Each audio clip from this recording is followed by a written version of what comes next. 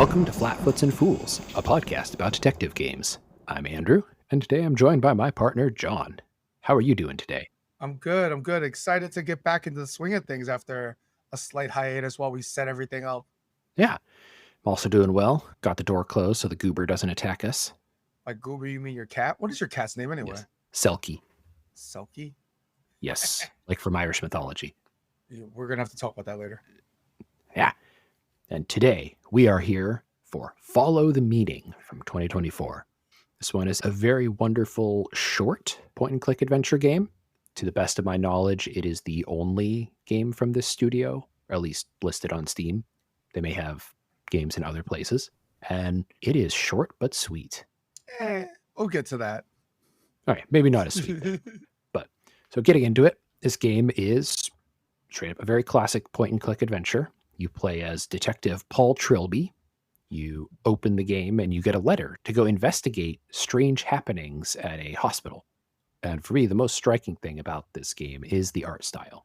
What would you call it? I mean, it's surrealism. Over the weekend, coincidentally, I went to the Museum of Modern Art in New York City. So it's on my mind. I enjoy going to museums and talking mad shit about art. Like, I enjoy looking more at the people, looking at Van Gogh's Starry Night than actually looking at Starry Night because there's so many people. So you've asked me about art. Like, it's not so much like Dali. It reminds me of like Paul Seurat without the pointillism, but it's like very early 1900s surrealism. And I like the artwork. I like the handmade drawings and stuff. How'd you feel about it? It's absolutely gorgeous. I completely agree on that. It looks nice. It's inviting in a way that is very cool, despite being profoundly weird and strange. I don't know about the inviting is the word, but it's different. It's different. I would argue that it is a lot more to familiar, but make you uncomfortable. That's surrealism. And I think that the story that we're going to talk about, this art style lends to that. Yes, that is very true. So mechanically, this is a classic point-and-click adventure. You wander around, investigate locations in the scenery, you get objects, you use those objects to further unlock drawers, doors, etc. It's got a variety of small sub-puzzles, from move these things in the correct order, identify which of the type of thing you're looking at, put ingredients in the right order to make an item. So a whole bunch of just small, varied type puzzles. But other than that, I would say nothing wildly out of the ordinary. It's a pretty straightforward game, yeah. Yeah, and it's got a lot of cartoon logic, but not moon logic. Because it's a very surreal world, sometimes the solutions for your puzzles are surreal, but they never felt completely out of left field for me. And we'll get into that more later. I know that's a thing some people worry about with point and clicks.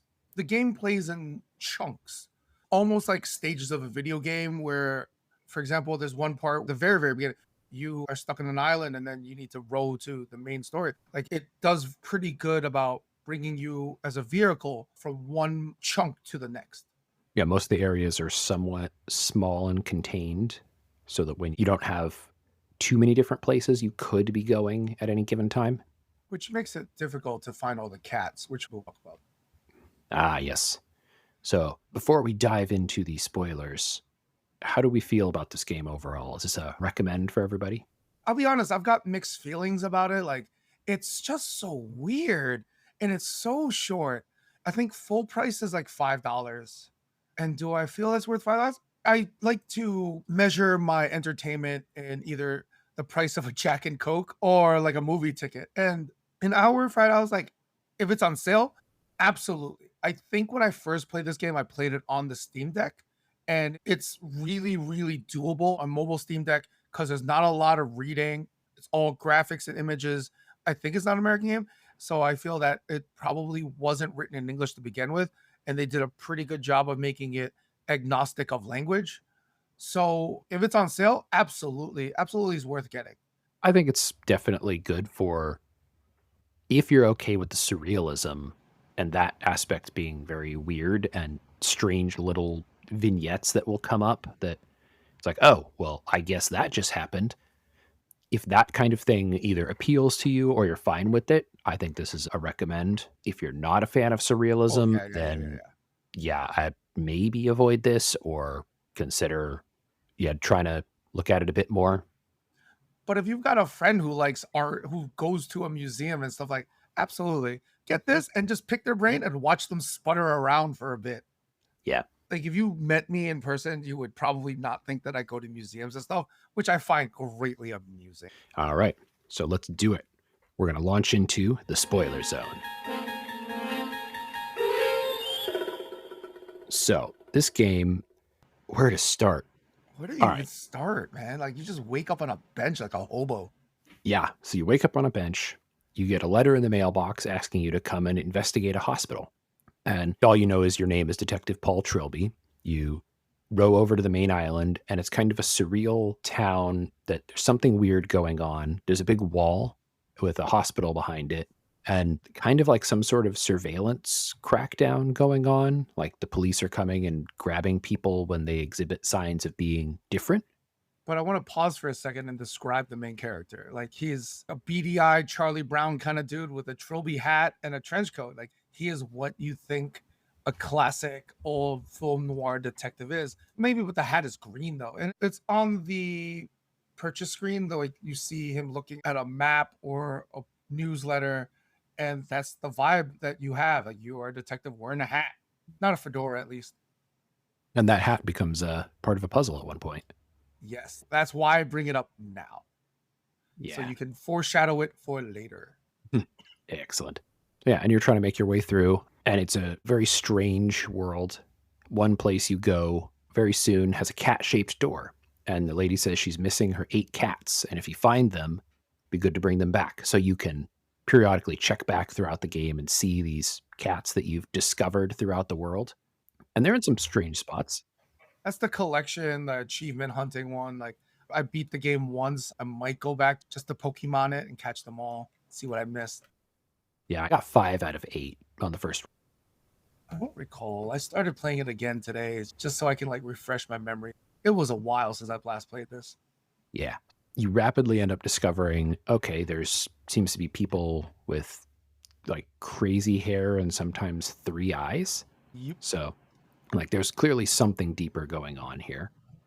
And people seem to go in and out of the hospital, messing with their memories. And so you're trying to make your way over this wall. And initially, it's quite difficult. Doesn't end up working out. So you have to get on a submarine. And this, for me, was sort of the point where things got truly weird.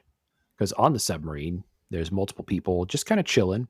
And they've got the 3 eyes. It's like, all right, why are there 3-eyed people chilling in a submarine right off the coast? That's actually when the game started making far more sense to me, actually. Ah, Like the three eye thing, like my sister's a very spiritual person.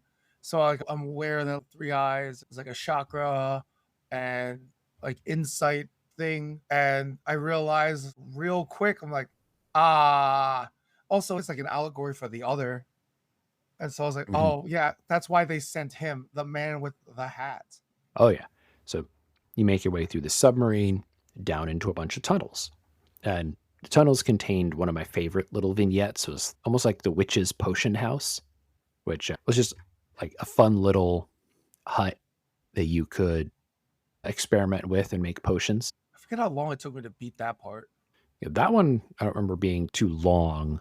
I think I only have like an hour logged into this game. So yeah, none of it was really long. Yeah, it's about an hour. After you get through the tunnels, you pop up into kind of the grounds of the hospital, which is a very bizarre and surreal place because you have to do a variety of puzzles and some cartoon logic. Like there's a guard that you can't get past, so you make a big slingshot and Oh fire yourself yeah. over the guard. It's kind of like, really? What? It's very goofy, but also kind of fun. And then at one point, you get teleported into another dimension here. Yeah, that's some Salvador Dali shit right there.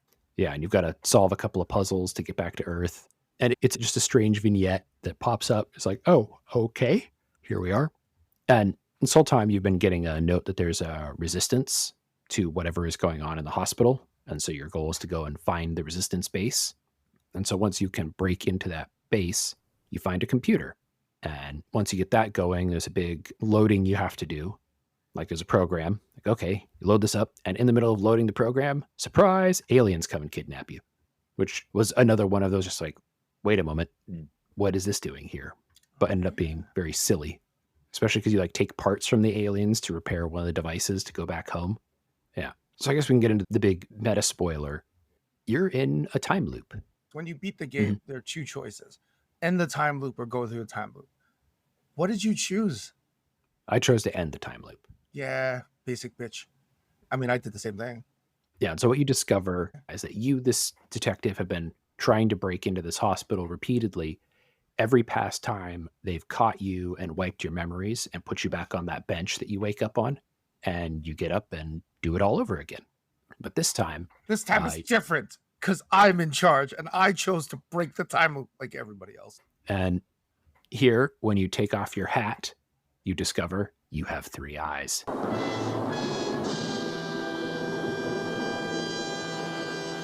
And you end up literally in the clouds, and you get to see all the characters you've interacted with standing on various clouds. So, one thing I want to bring up that I'm kind of surprised you haven't, which is the person who's the impetus to all this. And it's not the detective. I don't feel that the detective is the main character in this story. It's the doctor who gives you the letter, who guides you throughout the rest of the thing. Like, it's her dream to free everyone of this loop. Mhm. Like, this game would be great for homework for a class, whether it's art, philosophy, or something like that. It pulls on a lot of philosophical threads that I'm not very well versed in. I'll admit, did not start taking my homework in this podcast as seriously until a couple weeks ago. But if I were to think about this game more, as I said, luckily I went to the museum. So I'm like, been thinking about art, and then redoing this game and doing my notes for it in the last 48 hours. Like, BU being the other, spiritualism with the third eye. Like, there's a lot you could discuss. If someone were to play this, I would hope that they would play this with other people at the same time. It'd be a great communal game and just be like, yo, what the fuck was that? And fucking end game is like 2.5 hours. This game is an hour. You could do this in an hour and then be like, yo, and you could nerd out and feel super smart for about like 20 minutes to half an hour after playing the game. Just chatting with your friends, being like, yo, what about that third eye? And there's the one lady who breaks the 2D, 3D space. Oh my God, I forgot about that. Yeah, so the entire game is pretty much 2D. And then, surprise, this lady does that. The game feels like a philosophy final thesis paper turned into a game. Oh, yeah, I never thought about it like that. I did not have that in my notes. I literally just pulled that out of my ass. Well, that's how we roll. I mean, that's the thing. Like, is it a good game to provoke thought? I'll be honest, I probably would never have played it if it wasn't for this. Yeah, this was a sort of just a stumble on find. And I would say it's definitely thought provoking, especially relative to its size. An hour is not a big ask. Yeah. This covers about everything I've got on this game because, again, it's not crazy long. And a lot of it is we recommend people experience it themselves. I do have one thing in my notes that I didn't get to say, and now I'm going to flex and try to be smart. If I were to describe this game in one picture, it would be Rene Magritte. I cannot pronounce it. The false mirror. It's the one with the like the eye with the sky and the pupil. That's the painting. If I were to say that this game thing you should think of, that's the one it is. And that was also in MoMA, but it's not currently on display. I had to like look it up. False mirror. I'll put it in the show notes. All right. This was a very surreal and thought provoking experience. And again, not that long, about an hour. Worth like, bus fare. I really hope the creators don't hear me say that. I mean, I enjoyed it, but like times are tough, man. So, yeah, we are going to move into a little discussion about the podcast more generally. Take it away, John. This is the first podcast we've recorded since pushing this podcast out to our friends and anybody who we could kidnap into listening to our podcast. Example is my young niece. I kind of made her listen. And now when she doesn't want to talk to me, she starts playing the podcast in earshot of me because she knows I hate hearing the sound of my own voice. Like most of us do. I'm sure you, dear listener, also hate the sound of your voice. So I have actually, at the time of this recording, have not listened to more than 14 seconds of the intro, and I can't do it. So we're going to talk about what we've learned since going live and having feedback from friends and family. So far, it's been largely positive. Got some good suggestions, like moving the recommendations in front of the spoiler zone more clearly. Because before, when I would try to begin and end the spoiler zone, I thought I would say, like, all right, it ends before we do the recommendations and then the outro.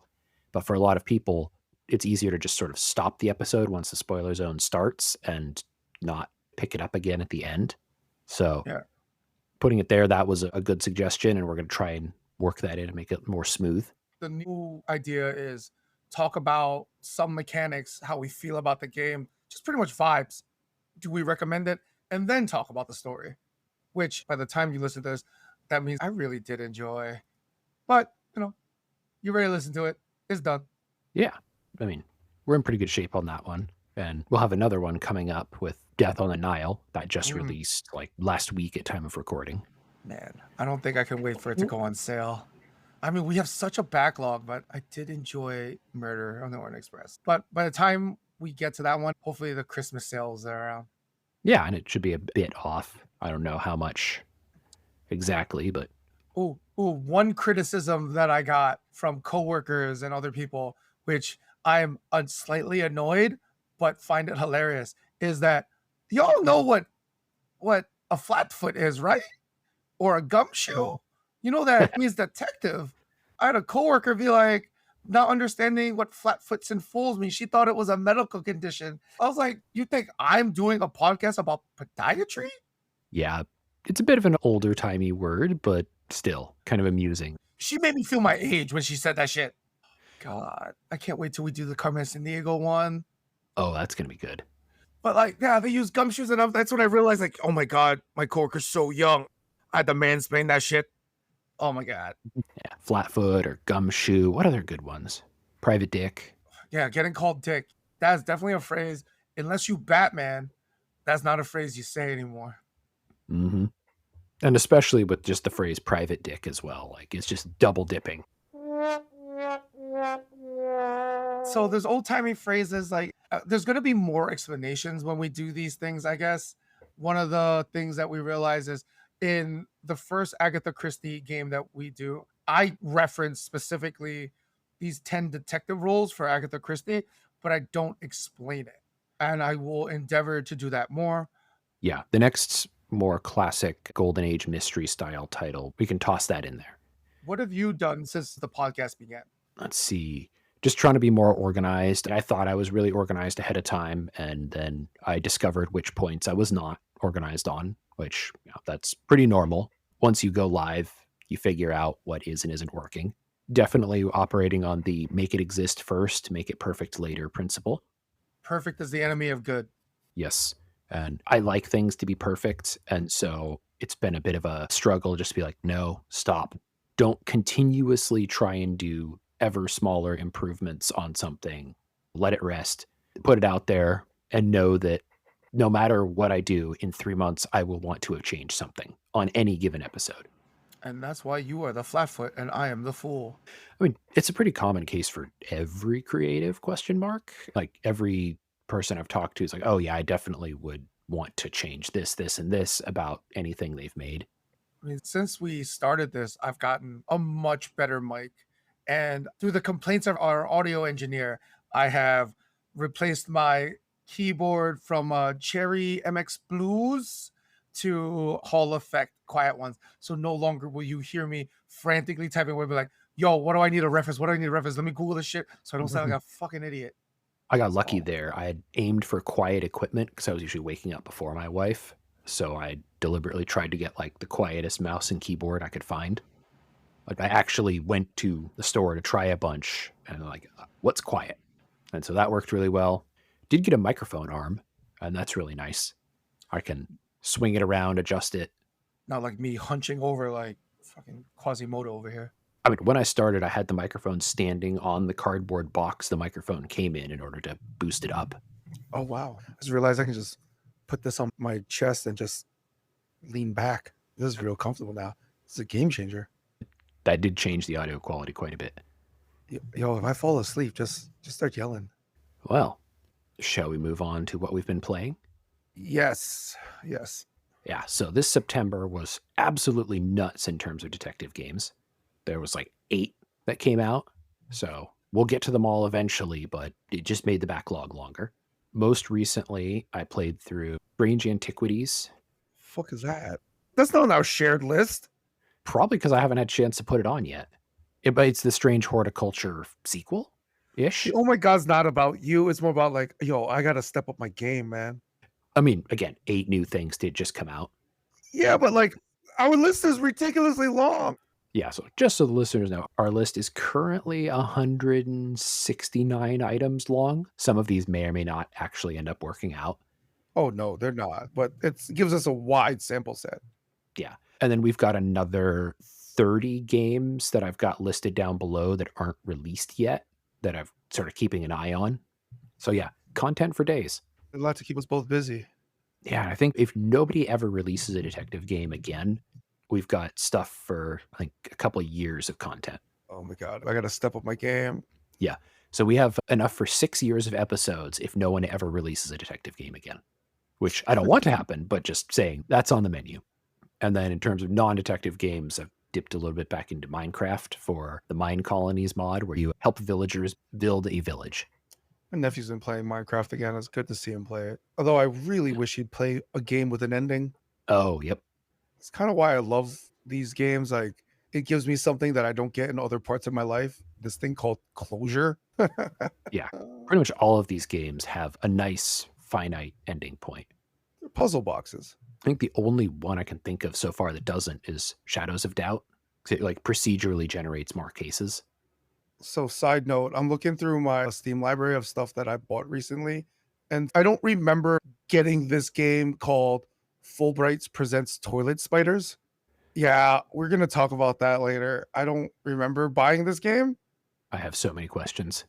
The tagline is eight legs, four eyes, limitless terror.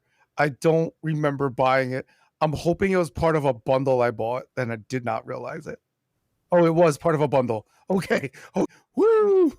I'm Okay. not shilling right now. The toilet spider thing took me aside.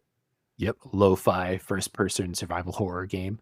Oh my God. Also, yeah, we don't have any sponsor or anything. We're just doing this for the love of the game. So yeah. What have you been playing lately? The only non-detective game I've been playing is I still try to get my hell divers in, but now that I've unlocked everything, like I can slow the hell down. I just really enjoy hell divers, especially since I'm a higher level and all the Xbox players came in.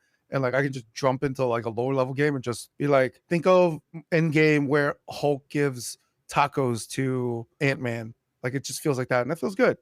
But other than that, I fucking 100% it. Like her story behind the scenes, like I'm really looking forward to talking about her story, which is a game. I played that, I beat that, and Utter a Name. And I replaying Phoenix Wright Ace Attorney. So I try to do 2 short games in a month and work on a long game. I know everybody wants us to do Disco Elysium, but it's such a heavy lift. I started the game twice, I didn't beat it, and now I'm giving up again so I can move back over to Phoenix Wright because we want to record that. But Disco Elysium, like I want to do that one justice. And in the beginning of this podcast, I'm sure the listeners notice I don't really have a lot of notes. I mostly go on vibes. Her story is a turning point of that, where like I have copious notes because I'm no longer playing on the Steam Deck. I'm playing on PC for the most part. Now I'm going to pick specific games to play on a Steam Deck when I'm traveling to see my nieces and nephews. But I'm also going to have a notepad like an old fashioned detective. So I look forward to changing the way I think about these games. Like Follow the Meaning was also another turning point, and I want to think about like why people make the games. Given enough lead time, like I want to read some of the Agatha Christie novels and compare it, but it's a big ask when Buck and I do this for fun. But I'm really enjoying it. It can be a big time commitment outside of work. So Yeah, yeah. But other than that, if I were to pick a game that I want to play but want to fight through, that's not a detective game. It's Suikoden 1 and 2 remastered. Bought that in July, and that's an old school PlayStation 1 game that I really enjoyed as a young man. oh yeah. I've not played that yet. It's old as shit, bro. All right. Well, you can find us on Blue Sky at Flatfoots and Fools, one word. We also now have a Discord that we are setting up and will promote so you can hop on and discuss the games we've covered or are about to cover. And we look forward to seeing you guys there. We still don't have a decent sign off. Details. Keep pounding the pavement? I don't know. What's because of flatfoots? Yeah. Wear out that shoe leather. I don't know about that one. Yep. Either way, when you join the Discord, tell us what you think. All right. And have a great day, everyone. Good night.